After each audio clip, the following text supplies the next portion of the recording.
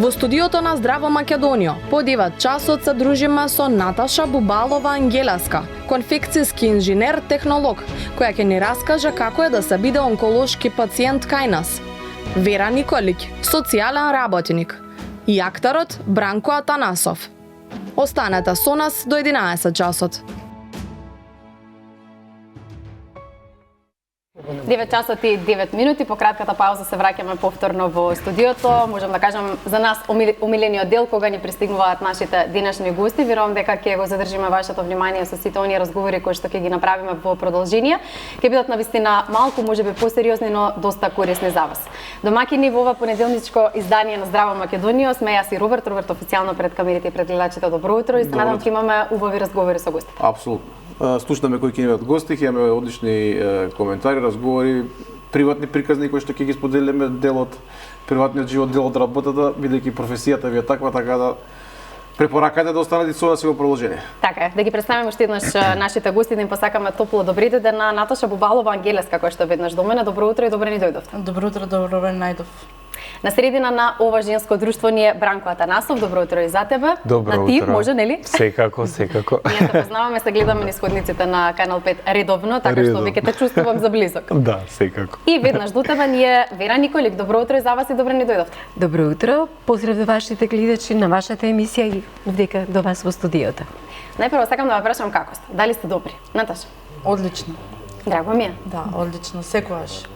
Мојата насмевка, мислам дека сите ја познаваат веќе и знаат дека Ви е заштитен знак. Да, ми е заштитен знак, баш така. Бранко? Добар, јас хаотично од Сабајле со гужвите во сообраќај, ама добре, стигнавме на време. Добре, Вера, вие? Јас обично секој се бале кога си станам, секој сум си позитивна, така ми почнува денот.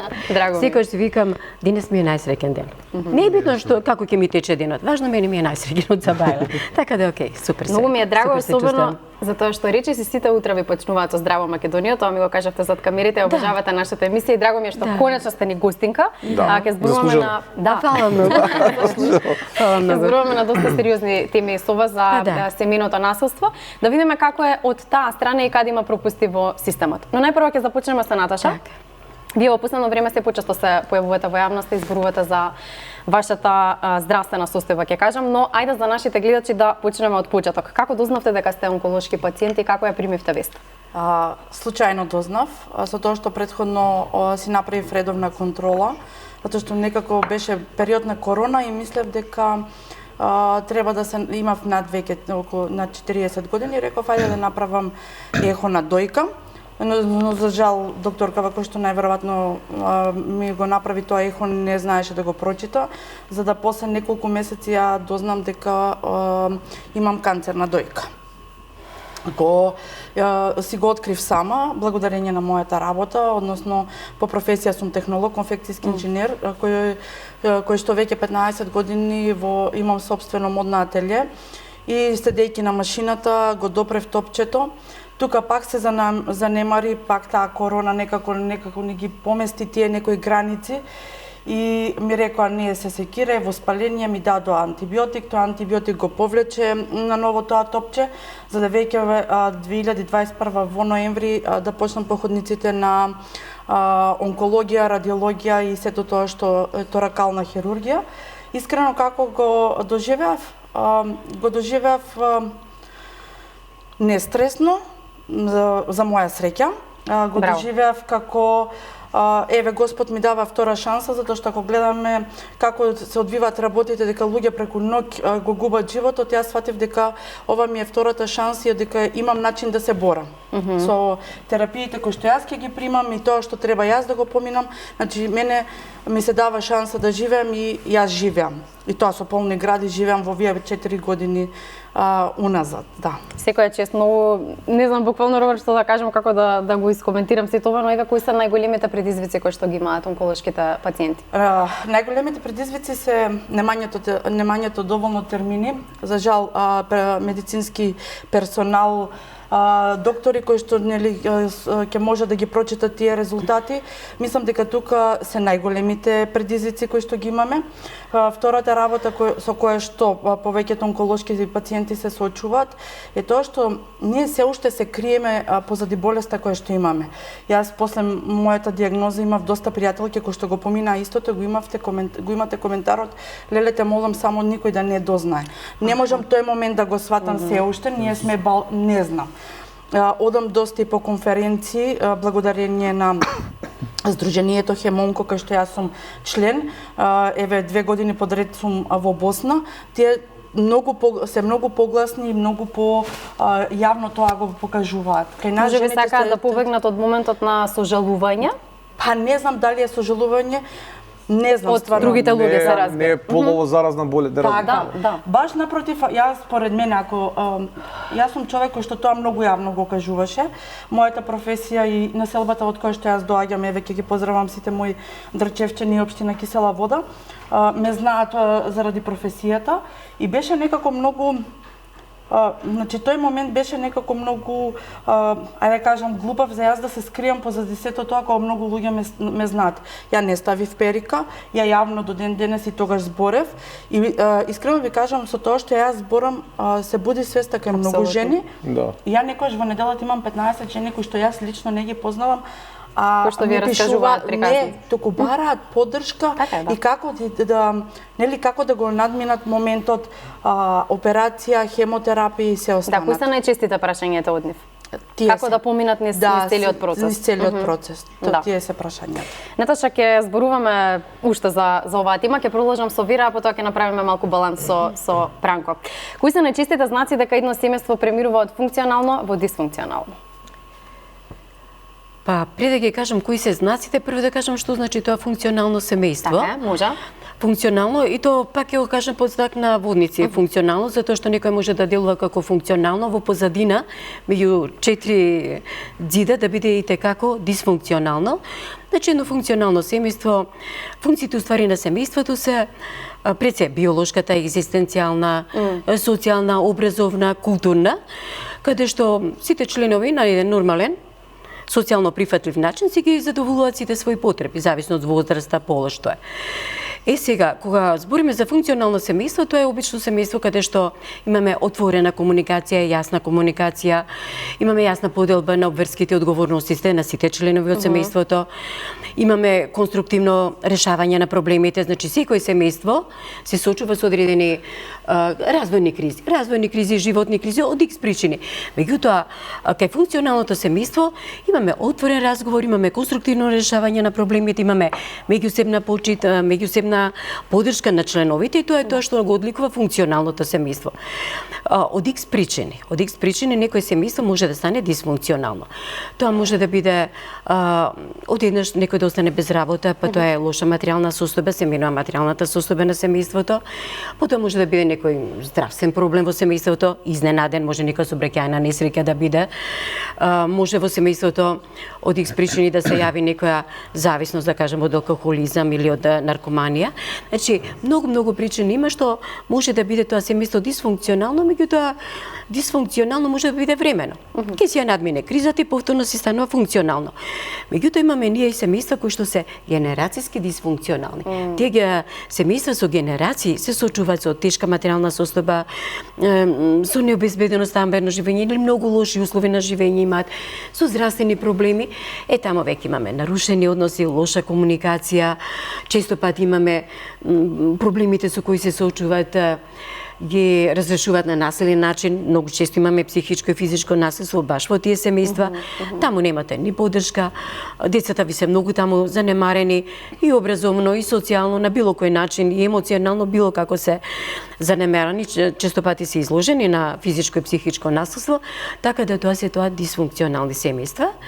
И сега кога Сабале, пошто ја следе вашата емисија, да не должам. Не, секако ја слушам. Може само да врзите, да. Да, вие слободно прекинете ме ако се заборам. Знам никош да се заборам.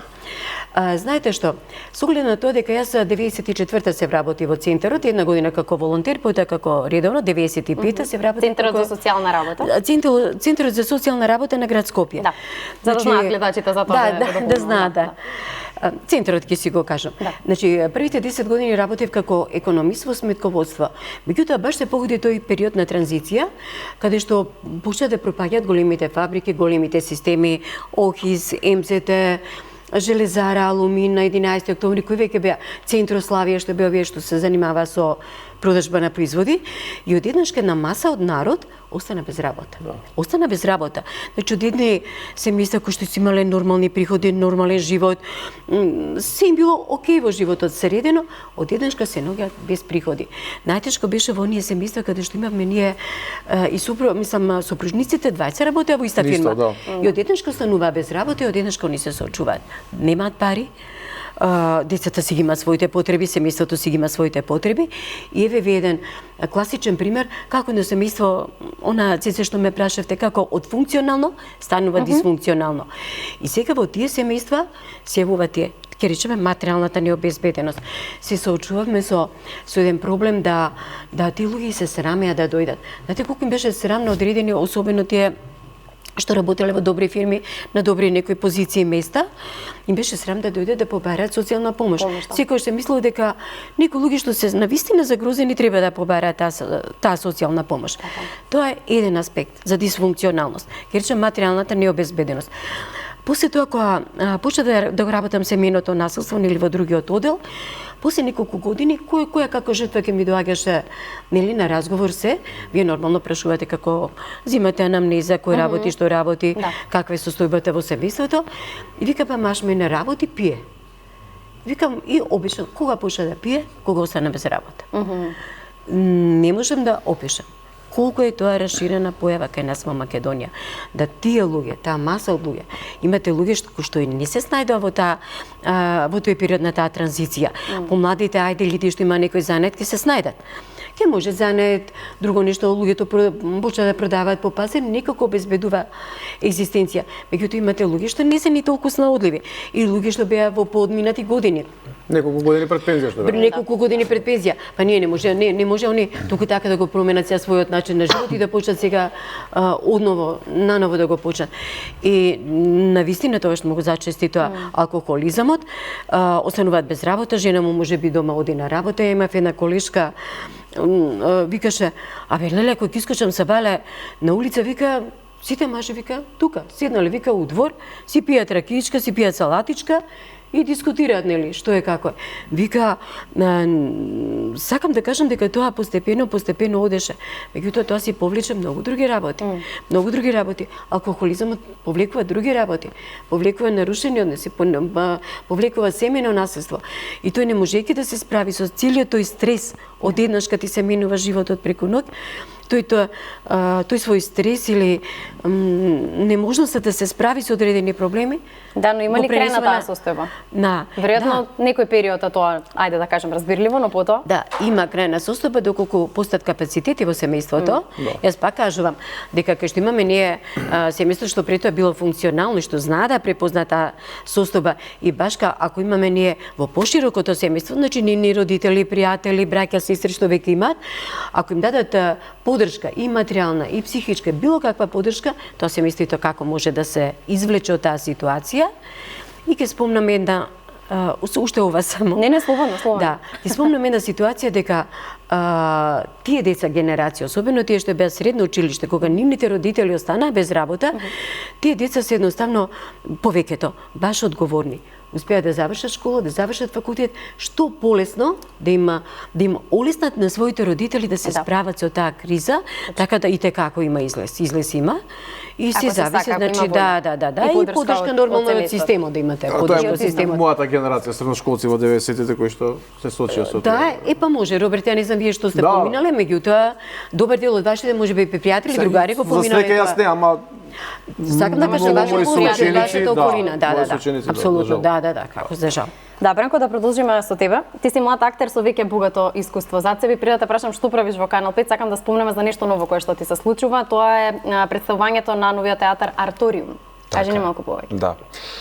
Па Арториум е еден нов почеток, една иновација во оваа наша уметничка сцена, која што, премиерно ќе имаме и првата детска представа, Мачарот во чизми, која што верувам дека на публиката како наслов е позната Позната бајка, нели? Јас успеав да ја преточам во една модерна представа, детска представа, која што се надевам ќе има убав интерес кај најмладите. Како некој кој што веќе неколку години работи за деца и со деца, овој чекор некако за мене многу важен и мислам дека ќе се забавуваме и заедно со децата и ќе учиме многу. Да, интересно за оваа представа е дека ја прикажувате со модерен интерактивен пристап. Што значи тоа за децата? Па нечесто кај нас представите имаат интерактивен карактер во смисла и публиката да биде вклучена како да има едноставно функција во целата представа. Одлучивме сега тоа да е така со цел децата да имаат подобро да разберат пораката која што сакаме да ја кажеме. И мислам дека баш тоа ќе направи да е многу поинтересна, кога е интерактивна, кога тие едноставно ќе може да одлучат како ќе се движи текот на представата, сепак ќе имаат и некоја одговорност, нели, позади себе и најважно подобро ќе допре пораката до нив. Да, ова е сериозен предизвик, особено за млад актер, кога не знаеш во која насока се движи представата. Кој се ќе биде од другата страна? Да, морам и тимот да си го најавам и да си го поздравам. Значи, актерската игра, односно актерите се Стефанија Начевска и Давид Димовски, секако и јас играм во представата. Исто овде ни е и креативниот директор Драган Божино, кој што ни е задолжен за целиот тој креативен израз на представата и како се представува. Да се поздравам и баба ми која што се грижи и заедно ги работиме костимите за представата. Да. Така што е еден мал компактен тим кој што вредно работи и многу интересно и уживаме стварно во целиот овој процес. Да, и каде и кога може да се гледа представата? Најважното прашање. Премиерно на 11 октомври. Празнично. Да, празнично. Во Пабликрум во 11 часот. Мислам дека има останато уште 10 карти за премиерата. За најбрзите? Да, најбрзите сега. Да, така добро. што ќе се видиме на 11. Може ли да споменеме малку и за твојот ангажман во Канал 5, што синхронизираш во моментот? Верувам гледачите ти го препознаваат доста гласот, но што е сега актуелно? Да. Не знам што смееш да кажеш, се разбирам, многу работи не смееме да откриеме. Да, па сега моментално мислам дека оди ликот на Орхан. Агјун исто беше овде од последното лето, така што тие се актуелни ликови кои што да се слушаат. Да те замолиме за некоја реплика или сега не баш толку? После горе. Како пеачите кога ги тераме да пеат нешто, но добро, ако не сигурно имаш премногу реплики во главата да не измешаме нешто сега.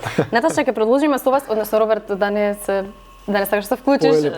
Добро. Сакам да ве прашам што е она што би сакале на почетокот да слушнавте за оваа состојба и нели прашањата на онколошките пациенти ги споменавме претходно, па што е она што сакавте да го знаете на самиот почеток? Вака ќе кажам. За мене овој момент беше и некако познат, затоа што за жал мојата сестра сопругот го загуби од истата, односно не беше истата дијагноза, туку беше Ходжкин, тоа е нели за хематолошките пациенти. Некој десетина години пред тоа, значи мојот зет почина многу млад на 30 години. И најте веќе во фамилијава го имавме тоа, кога некој нели тоа го поминал, си бил тука блиску, се снаоѓал со сите тие работи, мада во тоа време сега веќе кога се враќам наназад, сваќам дека ние не сме биле можда доволно информирани. Најчесто е тоа проблемот за многу работи. Да, можда ние не сме знаеле како да пристапиме кон сите тие работи. Сепак во тој момент тогаш нас тоа не било стресно. И затоа јас секогаш кажувам, можда и затоа јас не го сватив ова како дијагноза, со тоа што мене пред таа дијагноза некој, не знам, една година пред тоа ми се случи да ја живеам анксиозноста. И јас секогаш кажувам, анксиозноста е многу пострашна него канцерот. Мислам дека кога умот те надвладува и кога имаш проблем со психолошката состојба на своето тело е многу потешко него со канцерот. Затоа што реално хемотерапиите, израчењата и сите тие процеси во лечењето на таа диагноза е тешка, но многу е побитно кога си свесен со што се соочуваш и што треба да добиеш како резултат на сето тоа што го поминуваш. И затоа пак ќе кажам, значи, некако тој момент ми беше многу полесен. Како се справивте вие со анксиозност? Јас со анксиозноста малку тешко, малку потешко за разлика од канцерот, но искрено побарав стручна помош. Ја побарав стручна помош, првично мислев дека дека сама ќе се изборам, дека тоа е многу полесно, као ајде ќе пробам вака, ќе пробам, не знам, со разговори, ќе пробам со споделување меѓу најблиските, односно имав две другарки кои што беа цело време со мене, но кога сватив дека не можам да се изборам сама, побарав стручна помош и бев, значи ќе го кажам тоа јавно и без никаков срам, дека јас бев кај психијатар и примав антидепресиви некои 7-8 месеци. Мене тие антидепресиви ми помогна со тоа што многу имав коментари во тој период, леле, ако почнеш на антидепресиви, никогаш нема да ги тргнеш од себе. Да, тоа е најголемата заблуда. Ги тргнав тогаш. За кога поминував моментот хемотерапија, израчења и до ден денеска, фала му на Бога, јас за антидепресиви, па дури ни оние диазепам, ќе речам, и хелекс, никогаш во мојот живот ги немам земено, така да, значи, се изборуваш со се, ако сакаш и ако знаеш дека командаш паметот, ќе кажеш. Да, умот. Да, умот. Наташа, се грижи ли некој за психичкото здравје на онколошките пациенти? Ние на онкологија имаме психолози некаде на трет спрат горе. Колку тоа функционира, не знам. Тука имаме една Наталија, исто доста ни помага, знаеме со нејзе да одиме да се собереме неколку и да отидеме кај нејзе како на групна сеанса. Тоа е прекрасно. Тоа сум го направила 2 пати кај нејзе. Тука ни исто и Мирјана, да не сгрешам, професоркава, која што исто бевме гости во друга телевизија и има кажано што и да ви треба и имаме правено Zoom, која беше короната. Мислам дека да, професоркава. Мислам дека во тој дел сме многу сиромашни, не само за нас онколошките пациенти. Јас мислам дека таа психолошка поддршка ни треба на нашата фамилија. Зашто? Затоа што кога јас прв пат го дознав мојата диагноза, мојата ќерка тогаш имаше 12 години. Период кога таа влегува во пубертет. И баш ми е мило што имаме еве социолог и баш може да покрај семејното насилство или за тоа да дискутираме. Знаете, јас тогаш во тој период прво што направи се обрати во основното училиште да кажам на психолог, на педагог и на директор со што нашето семејство ќе се соочува. Да ви кажам нешто, ние немавме поддршка. И верувајте ми дека многу родители се соочуваат со тоа дека ние немаме поддршка. Каков одговор добивте од таму кога ги информирате? Беше одговорот дека нема никаков проблем, затоа после тоа ја приметам дека моето дете грицка ногти на раце, дека ги оштетува ноктите на нозете и јас сватив дека моето дете поминува низ некаква психолошки стрес. Така е. Низ некаква травма, да. Да, тоа е травма. И тогаш јас си побарав приватно, затоа што лично вие си побарав. Да, лично си побарав и ја праќав и кај тој психолог кој што ја носев, вака ми рече, за све што се случува не само да работиме ние со детето. Тука е и семејството, односно треба да работам и со таткото и со мајката, за да нештото се излезе од некаква психолошка состојба, тогаш треба сите како семејство да бидеме присутни. Со тоа што мислам дека ние, знаете како имаме уште како народ ја ќе одам на психолог, па мене ништо не ми фали, као нели мислам дека тука уште имаме борба и стереотипи за тој момент и затоа сме на тоа ниво на кое што сме за жал. Апсолутно. Да. Вера, ќе продолжиме со вас. Можеби сакате нешто да дополните? Јас се извинувам ако не причинили во контекстот на емисијава да се надоврзам на Наташа. Значи јас некаде во 2003 година се соочив со многу сериозен здравствен проблем, односно имав дисусерија на 6 и 7 вратен прешлен. Прогнозата беше многу лоша, мене ми беше одземена ливата рака. Времено и сега имам проблеми, ама не се осеќа тоа се. И беше отидов на невролог, нели ми река мора да има операција. Знаете како е кога имате операција на кичма, поготово на врат на кичма, не може да не успее операцијата, тогаш се соочувате со квадриплегија. Значи ќе останете парализирани на раце и на ноза. И првата година тоа не можев никако да се соочам со тоа, докторот ми вика како да свртиш ти пак ќе дојдеш кај нас. Баш така беше коментарот од негова страна. Значи се пробав што можам да пробам и на крај нема. Раката ми остана неподвижна. Дома се што ќе пипнам, ќе кршам, сопругот вика аман веќе се нешто правиш. Се решив да се оперирам. Меѓутоа, тоа сакав да кажам да се надоврзам на поддршката на семејството. Реакцијата на моето семејство, значи, кажам на супругот, на мајка ми, на татко ми, беше ни случајно ти ќе останеш инвалид. Тоа беше нивниот коментар. Ја видов дека таму немам поддршка, дека тоа треба да се соучам сама. Поддршка имав јас, сега ќе си ја споменам и ќе поздравам мојата братучетка Сунчица Јосифова. Она е лекар во Кумановската инфективна клиника. Значи јас се што имав споделував со неа.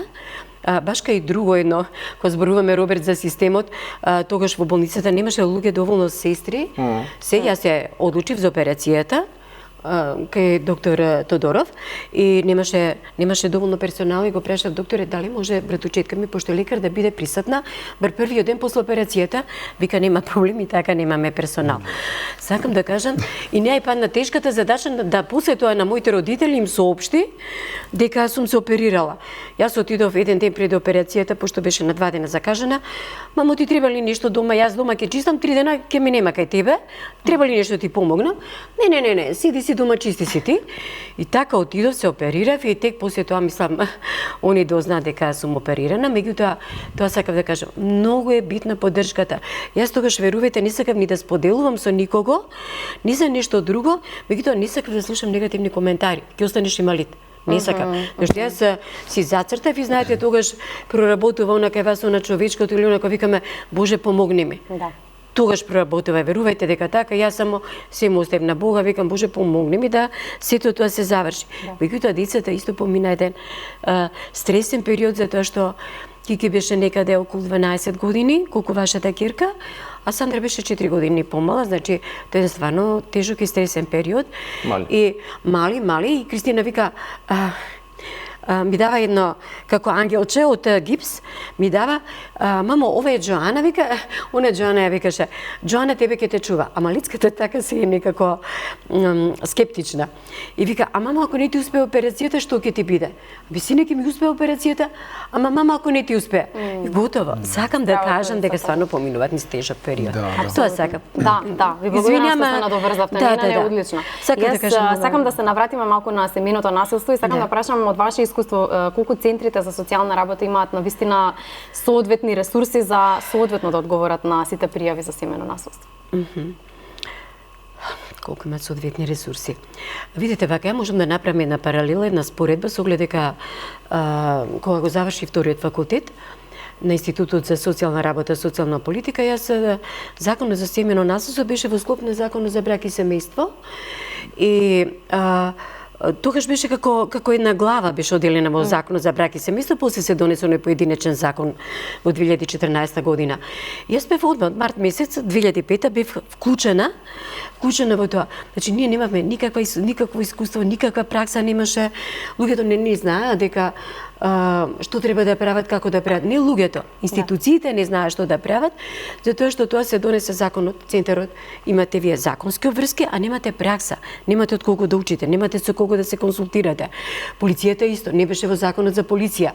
Судовите се најдува една неповолна ситуација, зборим за Скопскиот суд. Да. Во Битола беше малку поинаку.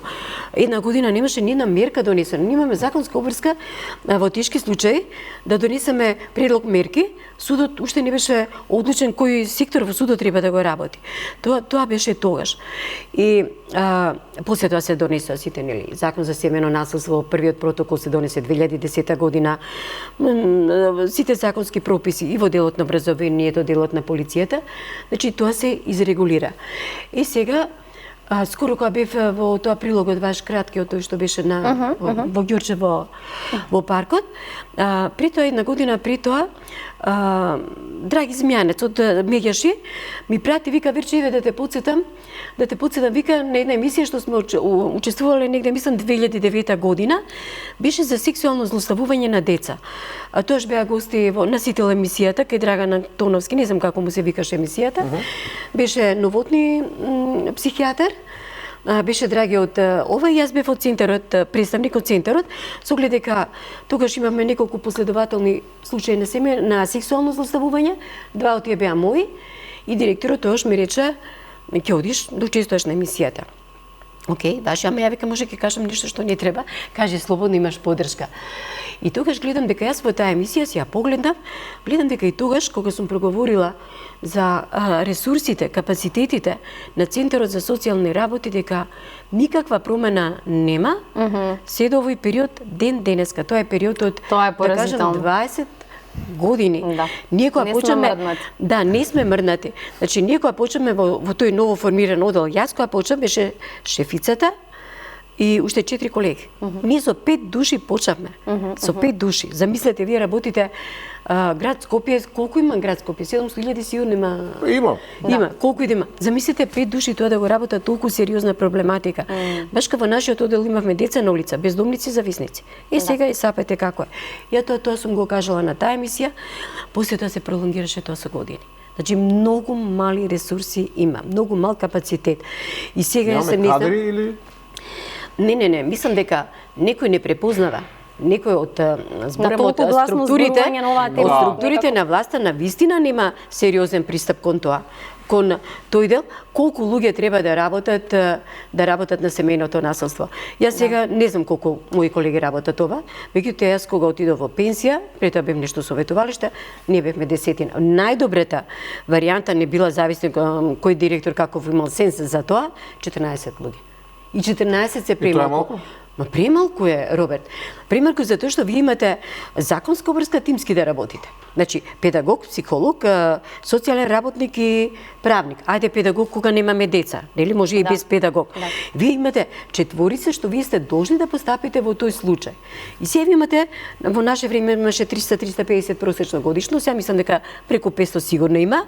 Нели, подигната јавната свест, повеќе луѓе пријавуваат се, а вие го имате тој капацитет. Никогаш не бил доволен. Тоа треба многу повеќе. Да, за жал Значи, морам нема. да ве прекинам, бидејќи мораме да направиме кратка или можеби не така кратка пауза за реклами, веднаш потоа се враќаме во студиото.